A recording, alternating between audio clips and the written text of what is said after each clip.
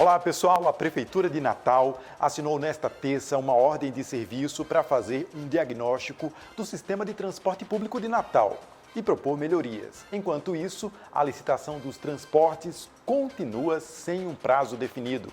Em instantes a gente fala mais sobre isso e veja também. Estudo revela que Morro do Careca vem sofrendo redução nas últimas décadas. A um mês do final da campanha, ainda é baixa a procura pela vacina contra a influenza. Em apenas 3 horas, o América vendeu 10 mil ingressos para a primeira partida da semifinal da Série D. A partir de hoje, iniciamos a nossa série de entrevistas com os candidatos ao governo do Rio Grande do Norte. A sequência foi definida em sorteio junto com as assessorias dos candidatos e é a seguinte. Nesta terça, a gente conversa aqui no estúdio com o candidato Fábio Dantas, do Solidariedade. Nesta quarta, dia 31 de agosto, é a vez de Daniel Moraes, do PSOL. Na quinta, a gente recebe o candidato Stevenson Valentim, do Podemos. E na sexta, a candidata à reeleição para o governo do estado, Fátima Bezerra, do Partido dos Trabalhadores. Usamos o critério de representatividade no Congresso Nacional para definir os entrevistados e daqui a pouco, então, a gente recebe para essa conversa o candidato Fábio Dantas, do Solidariedade. O Câmara Repórter desta terça, 30 de agosto, está no ar.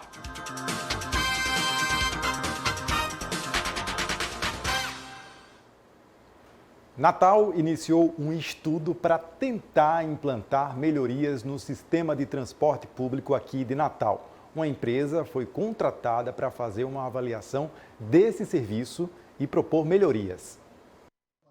A assinatura da ordem de serviço para a elaboração de um plano de melhoria e diagnóstico real da situação do transporte de Natal aconteceu no Palácio Felipe Camarão, sede da Prefeitura de Natal.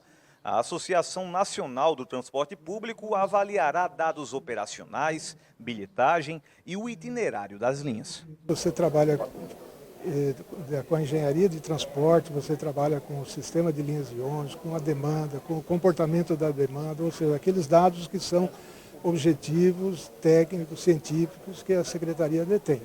Mais com isso, com análise de campo, análise das situações, digamos, particulares que mais afetam, mais precários, mais intensos, ou seja, os sistemas mais estressados. O prazo para a elaboração do estudo para a melhoria do serviço de transporte público da capital potiguara é de 120 dias. O investimento total é de R$ 525 mil. Espero que agora, com essa consultoria, nós possamos fazer um redesenho dessas linhas que foram retiradas de circulação, possamos ver aí quais as comunidades que têm necessidade de que haja um retorno, possamos ver também qual a forma de que podemos conciliar os interesses das empresas que precisam trabalhar com viabilidade e os interesses da prefeitura que representam os interesses da população. A secretária da STTU ressaltou que a licitação foi adiada, pois o valor da tarifa seguiria alto para a população. Esse estudo ele é independente da licitação. O problema da licitação a gente não está conseguindo manter nessa nova rede que a gente está propondo a tarifa que é aplicada hoje na cidade, né? Então, não é de interesse da gestão, não é de interesse a gente lançar um edital com uma tarifa onde a população não consiga pagar pelo serviço e onde não apareçam interessados em operar na cidade. Esse contrato de agora é um contrato que a gente vai trabalhar em cima da rede que existe hoje, propondo melhorias para essa rede, com os operadores de transporte que existem hoje no sistema, com os permissionários de opcional que existem hoje no sistema. Representando a Câmara Municipal de Natal, o vereador Luciano Nascimento destacou a importância do estudo. Sabemos que essa Associação Nacional tem a expertise, claro, em melhorar o transporte público e que esse estudo, em 120 dias, possam trazer medidas já para serem implementadas de urgência no transporte público da cidade de Natal. Participamos com a STTU de 17 reuniões nos bairros e comunidades, ouvindo as lideranças, ouvindo o povo, ouvindo os usuários do transporte público, que não aguenta mais esse transporte público. Os vereadores continuam acompanhando, até porque a licitação dos transportes que foi falada aí continua sem um prazo definido para acontecer. Ainda falando de transporte público, nós dissemos aqui na semana passada, nós trouxemos a questão dos taxistas que não receberam o auxílio do Ministério do Trabalho para compensar as perdas dos aumentos dos combustíveis. Vai ter uma repescagem para uma nova etapa de pagamento e Edesiane Moreno explica para a gente.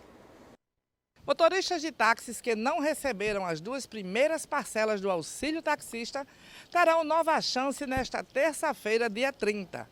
A Caixa Econômica Federal pagará a repescagem àqueles taxistas que foram cadastrados entre 5 e 15 de agosto. Cerca de 25 mil não receberam as parcelas porque as prefeituras onde foram cadastrados perderam o prazo de envio das informações. No último dia 16 foram pagas as 2 parcelas a 245 mil taxistas cadastrados até 31 de julho. Como a parcela é de R$1.000, cada motorista vai receber R$2.000 esse mês. O dinheiro será depositado nas contas sociais digitais e poderá ser movimentado pelo aplicativo Caixa Tem. Assim como os taxistas, os caminhoneiros também foram beneficiados. E a repescagem para a categoria acontece no próximo dia 6 de setembro para quem não foi cadastrado.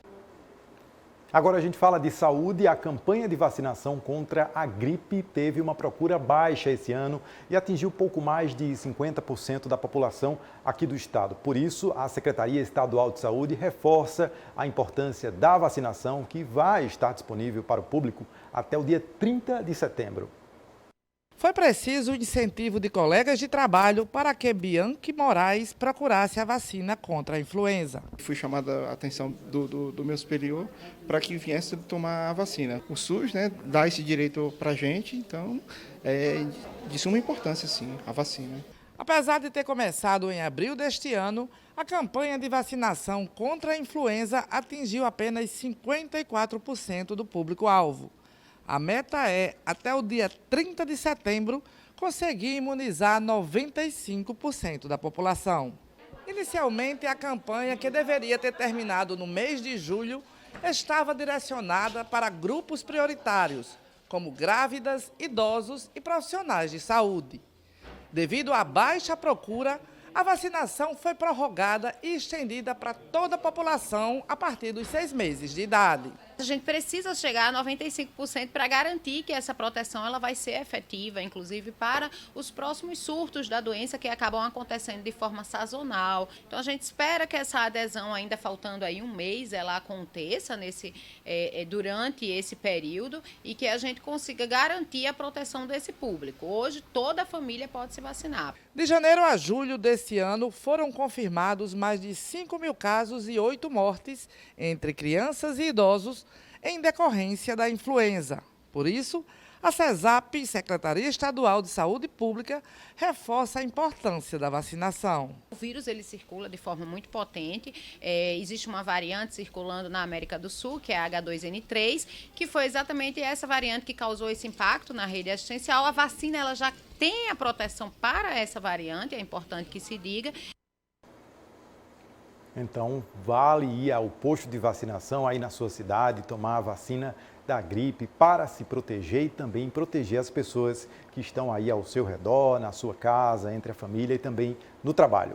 Mudando de assunto agora, a engorda da faixa da praia de Ponta Negra ainda está na fase de licenciamento. Enquanto isso, o Morro do Careca vem sofrendo com a erosão provocada pelo avanço do mar. Segundo a Prefeitura, os recursos estão garantidos, mas a viabilização dessa obra ainda não saiu do papel. Quem vai à praia de Ponta Negra dificilmente não se encanta com o Morro do Careca. Selfies e fotos do local tentam capturar a beleza de um dos principais pontos turísticos da cidade. Muito lindo, muito bonito. É a primeira vez que eu vim a Natal, né? Então eu acho perfeito, o morro lindo, mas lindo mesmo, né? Povo de fora que vai tirar foto, vai tudo. Esse aqui, o Morro do Careca, é o cartão postal do Natal. Com o avanço do mar e outros fatores climáticos, nas últimas décadas a base da areia do morro sofreu uma redução e a falésia está mais aparente. Nós percebemos que o sedimento que recobria a base do Morro do Careca sumiu, realmente desapareceu. Provavelmente por uma ação de fatores oceanográficos, né? Acreditamos que atrelado a alguma mudança no comportamento das ondas, das correntes, das marés. O período de maior impacto no morro vai acontecer agora, de setembro até dezembro. Nesta época, a velocidade e a força dos ventos provocam ondas mais altas. A praia ela é modelada pela ação das ondas, correntes e marés e ventos. Nós percebemos que o vento continua a trazer sedimento para a base do morro. O problema é que esse sedimento ele não se estabelece ali.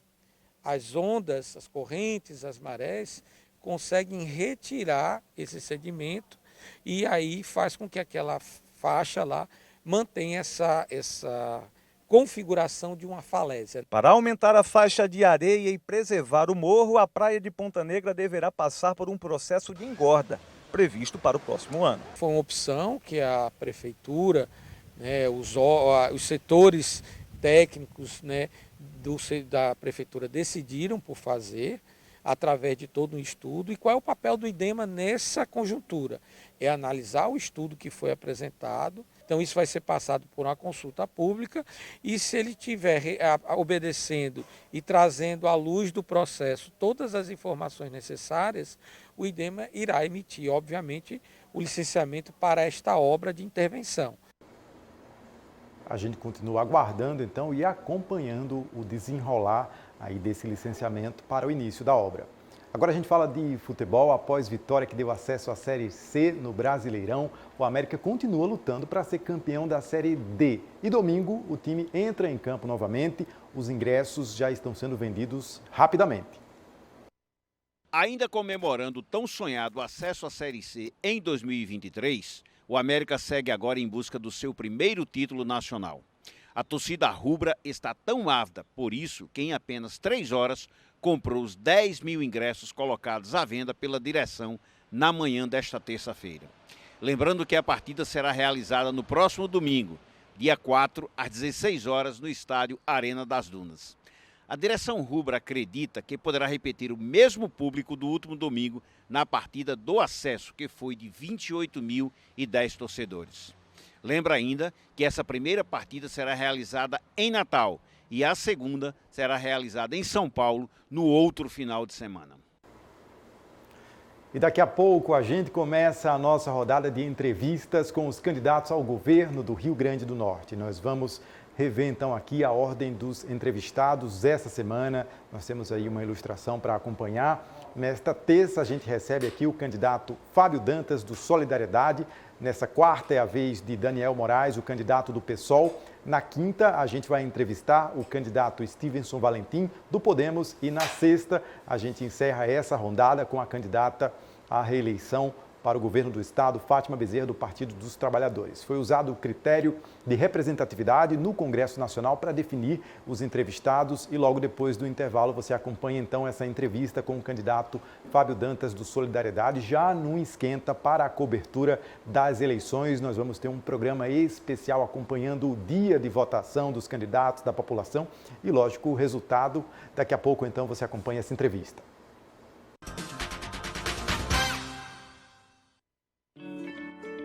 Câncer infanto-juvenil. Não deixe seu filho mergulhar nessa doença. Diagnóstico precoce salva vidas. Inchaço ou massa dura no abdômen, hipertensão arterial e sangue na urina pode ser tumor de Wilms. Procure um médico. Uma campanha da Casa Durval Paiva. Acesse casadurvalpaiva.org.br e saiba mais.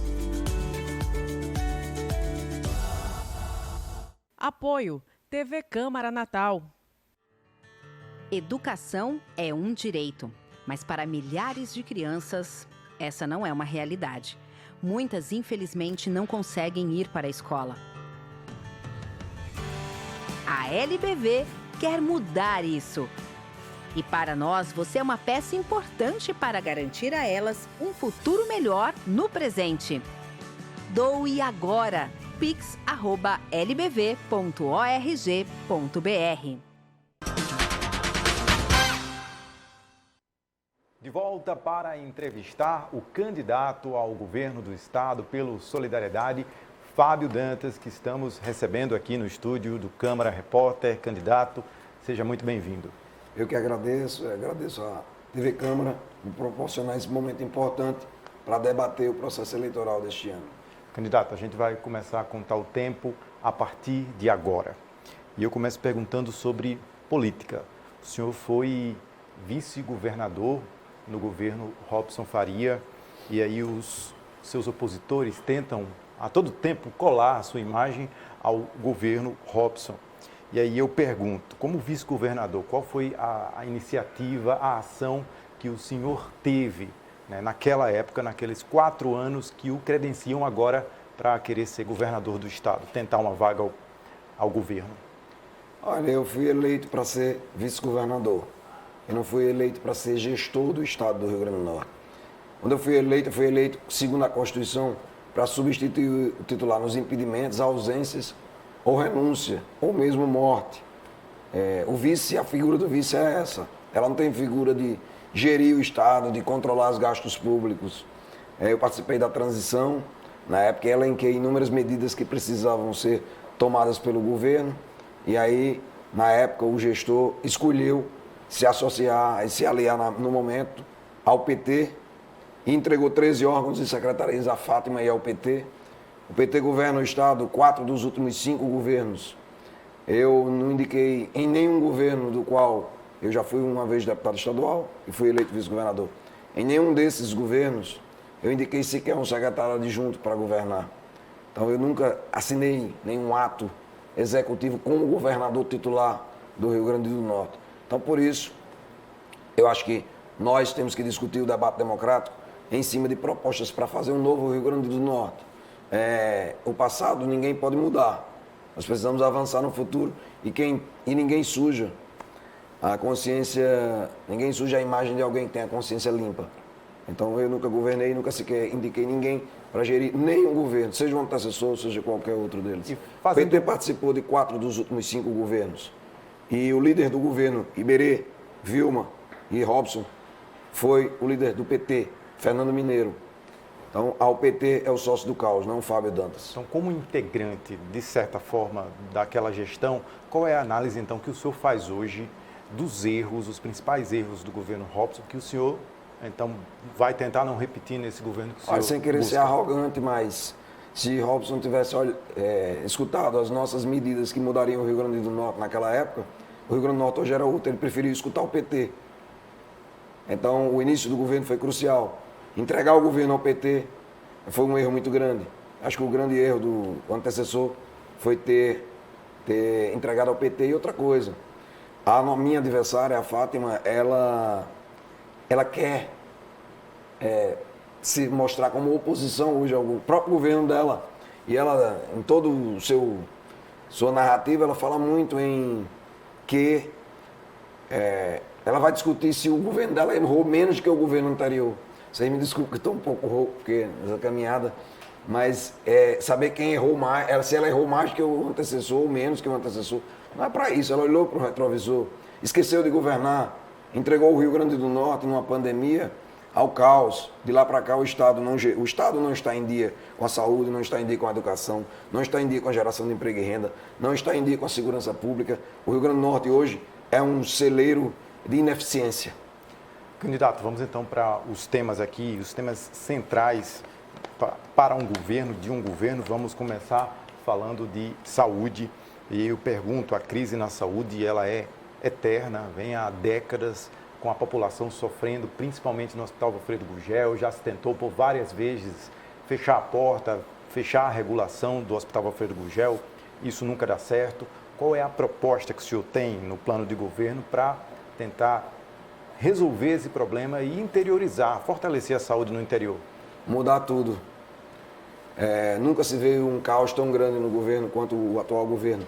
Ele fechou o Hospital do Canguaretama, ele fechou o Rui Pereira e condenou à morte milhares de norte-riograndenses no tratamento vascular.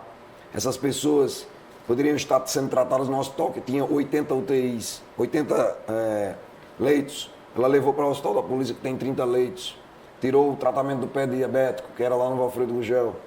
Os hospitais regionais não são eficientes. Nós precisamos fazer um filtro. Nosso plano de governo é muito claro na saúde pública. Nós vamos fazer um filtro nos hospitais regionais, mudar totalmente o perfil, colocar os hospitais regionais para fazer porta de entrada com pronto-socorro, todos eles custeados com recursos do governo federal, através do dinheiro das UPAs regionais. Vamos usar todos os hospitais para acabar com essa fila das cirurgias eletivas, fazendo uma área só para cirurgias eletivas em todos os hospitais, pagar os médicos por atendimento. Cada cirurgia vai ser remunerada pelo procedimento. E aí, com recursos do FAEC, que é um recurso que o Estado do Rio Grande do Norte muitas vezes fica perto, próximo, inclusive, de devolver os recursos que entram. A parte das especialidades e referência de cada hospital, nós vamos priorizar uma referência em cada região e fazer as policlínicas em todo o estado do Rio Grande do Norte, para que a gente acabe de vez com essa demanda que tem que vir para a capital por ausência de governo no interior e fazermos as parcerias até podermos construir o Hospital de Cardiologia do Rio Grande do Norte. Eu também vi no plano de governo do senhor que tem um programa de incentivo aos municípios nessa área da saúde, numa compensação à informatização, né, desses municípios. Como vai ser isso, candidato? Na verdade, nós vamos fazer o repasse inteligente para todos os municípios do estado que fizerem a melhoria dos seus indicadores de saúde, de segurança, de educação, fizerem as guardas municipais, fizerem a informatização da área de saúde, que possam... Então nós vamos fazer um repasse inteligente, ao invés de estarmos distribuindo ao bel prazer, sem qualquer critério, nós vamos fazer um critério de apoiar os municípios pelos que melhoram as suas metas nas áreas essenciais de execução do governo. Na área de infraestrutura, candidato, eu pergunto ao senhor qual é a intenção do seu governo, se o senhor foi eleito, na área de infraestrutura, grandes obras para o Rio Grande do Norte. Olha, a grande obra hoje é reconstruir nossas rodovias, nossas estradas, que estão totalmente destruídas. Hoje não se faz a logística na iniciativa privada, não se melhora o turismo regional, principalmente no interior do Rio Grande do Norte, não se faz grandes coisas, porque nós não temos uma malha rodoviária que preste. Mais de 70% da nossa malha rodoviária, 70% da nossa malha rodoviária está totalmente destruída. Nós vamos a curto, médio e longo prazo estimular políticas públicas para que a gente acabe de vez com esse sucateamento das nossas rodovias. A Paraíba, estado natal da governadora, lá tem rodovias que parecem tapetes e hospitais de qualidade bem superiores ao Rio Grande do Norte. Nós queremos que a governadora volte para a Paraíba, para aprender com a Paraíba como se faz estradas e construir hospitais. Enquanto isso, nós vamos fazer o que ela não fez nesses 4 anos. Governador, candidato, já que o senhor falou de economia, né, eu vou entrar aqui nesse assunto de geração de emprego e renda. Eu dei uma olhada no plano de governo do senhor e tem alguns projetos, programas, o Capacita e o Construindo RN. Qual a intenção do senhor com esses programas para gerar emprego e renda aqui no nosso estado? Capacitação é uma coisa fundamental para qualquer área. O estado muitas vezes tem empregabilidade em alguns setores que as pessoas não estão capacitadas. Vamos fazer um amplo programa de capacitação em todo o estado, mas o foco principal é que nós vamos dar liberdade econômica às empresas que querem investir no Rio Grande do Norte, tornando o Rio Grande do Norte para o Brasil, para o mundo, já nos primeiros meses, o estado que é melhor para se investir no país. Vamos acabar com as legislações protecionistas, vamos levar para a Assembleia Legislativa todo o arcabouço da legislação e transformar numa só, que vai ser a lei do crescimento e da geração de emprego e renda. Vamos, paralelo a isso aí, fazer um regime fiscal que seja regressivo, que a gente possa aumentar a oferta de emprego, a oferta de produtos, com a redução da carga tributária para que possa se empregar mais. Fazer um amplo programa de concessões públicas para gerar muito emprego e para que a iniciativa privada tome conta daquilo que o governo hoje toma conta, como o Centro de Convenções, por exemplo.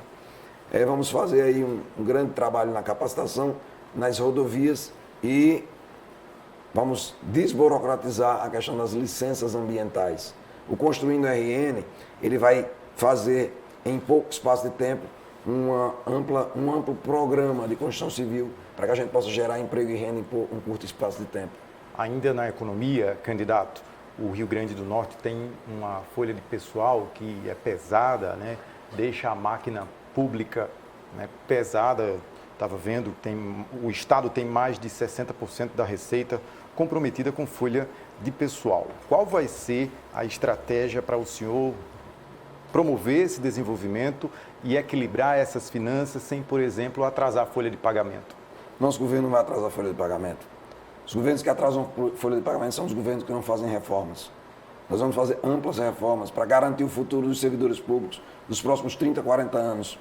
A partir do segundo ano e meio, nós vamos instituir o reajuste linear para todos os servidores indistintamente. Acabar com essa história de categoria ter 30% e outra não ter nenhum por cento. Nós vamos fortalecer a secretaria que vai cuidar do pessoal só para cuidar do pessoal. Porque hoje a Secretaria de Recursos Humanos, da Administração de Recursos Humanos, ela cuida tanto da compra de papel higiênico, por exemplo, quanto de servidores. Vamos ter que profissionalizar essa área, vamos ter que colocar as pessoas realmente para ter metas e isso funcionar para a sociedade, porque servidor é para servir a população. E a população tem que ter esse amplo. Nessa reforma que nós vamos fazer, nós vamos acabar, por exemplo, de vez com os supersalários, para que evite o crescimento de uma folha desordenada e que seja na contramão do resto do país. Como o senhor vai fazer isso, candidato? Colocando medidas que não permitam que o cidadão ganhe acima da média nacional. Mas constitucionalmente não pode diminuir salário. Não vou reduzir salário, eu não vou deixar crescer. Não vou reduzir salário, nunca, jamais. É impossível ser feito isso. Nós vamos fazer isso aí, mas ao mesmo tempo, Kleber, nós vamos subir a arrecadação do Estado para que a dependência entre a relação folha de pagamento e os impostos seja aumentada exatamente com o crescimento do número de contribuintes, gerando emprego e renda, trazendo riqueza. Por exemplo, a Chapada do Apodi e o Vale do Açu, eles podem gerar em 4 anos mais de 200 mil empregos. Nós queremos gerar em 4 anos 500 mil empregos para que a gente possa mudar essa curva. E aí sim o servidor ser mais valorizado, exatamente no momento em que a gente possa implantar o reajuste linear para todos. Candidato, vamos agora partir para a segurança pública aqui no Estado. Estava dando uma olhada no plano de governo do senhor, estou pesquisando os planos de governo dos candidatos para a gente trazer aqui para os nossos telespectadores essas propostas. Na área da segurança pública, o senhor apresenta alguns passos. Qual é esse caminho para melhorar a nossa segurança? Principalmente investir muito em tecnologia. Ninguém resolve a segurança pública se não for um programa amplo e nacional, regional, que é da região Nordeste, e nacional. Nós vamos trazer para cá a tecnologia para que, por exemplo, a Zona Norte, que hoje é uma região com mais de 400 mil habitantes, hoje tem 3 carros de polícia servindo a Zona Norte. Isso porque as pessoas lá se juntaram para consertar um carro. Por exemplo, Petrópolis, no qual eu moro, tem 100 e poucos mil habitantes, numa área lá. Tem 14 carros de polícia. Qual é o critério para os carros de polícia funcionar? No nosso governo, a tecnologia e os mapas da criminalidade é quem vão fazer as políticas públicas para que não haja a interferência, por exemplo, de pessoas para dirimir aonde tem que ter carros. Se nós temos 14 carros aqui, nós podemos, acho que é pouco, devia ter uns 20, mas de acordo com a frota, nós vamos dividir correspondente ao mapa da criminalidade, todas as viaturas, todos os policiais usando GPS, para que a gente se certifique onde está cada um deles, para que a gente possa fazer um funcionamento maior no enfrentamento à criminalidade, e não só nesse sentido, mas ampliar de forma ampla e geral, e em parceria com os municípios, esse trabalho de informatizar e de colocar muita tecnologia na segurança pública, reconhecimento facial, a questão das placas, para ser realmente uma rotina e não algo que chega e não funciona. Candidato, em estrutura, né? Delegacias, ainda muitas delegacias estão deterioradas aqui no Estado, no interior principalmente, na estrutura da segurança pública. O senhor também tem alguma proposta? Olha, nosso programa de governo está no mudarn.com.br, qualquer um dos telespectadores pode acessar, e lá tem sim um plano de manutenção, modernização das nossas delegacias, dos nossos batalhões. Nós vamos fazer 10 quartéis de combate ao crime organizado, ao crime de alta periculosidade, e eles vão ser quartéis Carcará, nós vamos nominar eles como Carcará, porque lá vai ser realmente para o enfrentamento da criminalidade, para dizer ao bandido que o lugar dele é fora do Rio Grande do Norte, que é aqui, lugar de bandido é na cadeia. Candidato, estamos já chegando aqui nos últimos 5 minutos da nossa entrevista. Eu vou seguir aqui para o tema educação. A educação também foi bastante prejudicada nessa pandemia. Isso eu tenho uns dados aqui. O Estado, o Rio Grande do Norte, de acordo com os dados do censo escolar, ele a educação básica, né? Esse censo apontou que no ano passado o Rio Grande do Norte registrou a maior taxa de reprovação, um pouco mais de 10%, e de abandono escolar. Qual o plano para recuperar a educação? A educação é primeiro fazer um reforço escolar imediato. A governadora, uma ex-professora, que aí durante o período da pandemia, deixou o Estado ficar nos piores índices do Brasil, segundo pior em evasão escolar, segundo pior em reprovação. A madrinha do piso não implantou o piso, como ela disse, o reajuste do piso, né? E nosso principal foco na educação é colocar uma gerência executiva para tomar conta da educação, para que ela tenha metas e cumprimentos. E um deles é instituir em cada cidade do Rio Grande do Norte uma escola de ensino médio em tempo integral, para que a gente possa ofertar o tempo integral para muitas crianças que hoje não tem sequer, só tem como a merenda como único alimento. Nós temos hoje um Rio Grande do Norte aí com mais de 1 milhão de habitantes vivendo com menos de um salário mínimo. Isso é exatamente a cultura da desigualdade. E a educação, ela não tem sido prioridade nos últimos tempos. Tem sido uma máquina de uso para fazer política. Então, escola em tempo integral é o nosso principal carro-chefe e o reforço escolar imediato a partir do primeiro mês de governo, para que a gente mude essa curva tão ruim para o Rio Grande do Norte. Ninguém constrói nenhuma mudança na sociedade sem dar uma educação de qualidade a toda a população. Candidato, ainda temos um tempinho aqui. Eu pergunto ao senhor, a gente tem feito algumas matérias aqui para falar de educação e especialistas falam da UERN, a Universidade Estadual do Rio Grande do Norte, que o Estado, né, ele banca, ele financia já há vários anos, e esses especialistas defendem a federalização dessa universidade, não acabar com a UERN, mas passar a responsabilidade para o governo federal, para que o Estado canalize esses recursos para o ensino.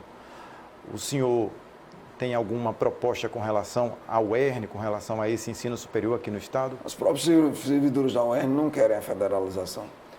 O que eu defendo é que, se o Estado do Rio Grande do Norte fornece um número de matrículas ao ensino superior e não é da sua responsabilidade, a União tem que custear isso aí. Nós vamos juntar todos os governadores, eu vou liderar essa luta para que todos os estados recebam por cada matrícula efetuada no ensino superior. Da mesma forma que é o Fundeb, da mesma forma que é feito per capita de acordo com o número de alunos. Nós queremos que o governo federal banque essa conta, porque o grande problema, o grande entrave dessa conta é São Paulo, que o número de alunos do ensino superior em São Paulo é maior do que o país inteiro. Mas eu quero a UERN parceira do governo para a elaboração de projetos e consultorias, usando esse enorme corpo humano que tem na UERN para ajudar o Estado a crescer e a mudar essa realidade. Para mudar o Rio Grande do Norte tem que inovar. E reformas de novas escolas, o senhor Sim, pretende? No plano de manutenção, de modernização da máquina pública, todas as escolas vão ser contempladas com recursos que hoje não estão sequer sendo usados. Vou dar um exemplo, a governadora lança alguns IERNs, abandona as obras interiores do Rio Grande do Norte, que as obras estão abandonadas. Enquanto isso, aí que é uma obra que lança, faz um showman na televisão de 400 milhões, enquanto isso Caique em São José do Pibu está lá caindo as janelas, as portas, não funciona. Nós vamos fazer um plano de manutenção com toda a rede que nós temos para mudar essa realidade e colocar o cidadão no lugar que ele tem que estar, que é aprendendo a estudar para aprender e formar grandes homens e, no futuro, os homens que vão comandar o nosso Estado, se assim Deus permitir. Candidato, estamos chegando aqui no minuto final da nossa entrevista. O senhor tem agora pouco mais de 1 minuto para se despedir, suas considerações finais e dizer por que o senhor deve ser o próximo governador do Estado. Nós vivemos no Rio Grande do Norte, que é um estado lindo. Eu sempre digo que o Rio Grande do Norte é o estado mais bonito do Brasil, mas um estado que não tem gestão, que fracassou em todas as suas políticas públicas. Nós não temos mais tempo a perder. Nós temos que oportunizar em cada cidade, em cada região, as potencialidades que cada uma delas pode nos oferecer e tornar isso uma fonte inesgotável de geração de emprego e renda, porque só o emprego vai modificar a vida do povo potiguar. Nós temos hoje um Rio Grande do Norte cambaleando, um elefante que está adormecido e que pode mudar em curto espaço de tempo, para que a gente torne o estado do Rio Grande do Norte um estado forte e valente, um estado em que a esperança, que é a ponte entre o sonho e a realidade, se concretiza no momento que você dá às pessoas a sensação que o Estado mudou. Quero ser não um bom governador, eu quero ser o melhor governador do Brasil nos próximos 4 anos. E para isso, graças a Deus, é Deus comandando tudo. Viva o Rio Grande do Norte, paz, amor e vitória. Ok, candidato, obrigado pela sua presença aqui na TV Câmara Natal, no Câmara Repórter. Boa sorte, então, na campanha. A gente fica por aqui, continuamos com a nossa sequência de entrevistas dos candidatos ao governo do Estado. Obrigado pela companhia, até mais.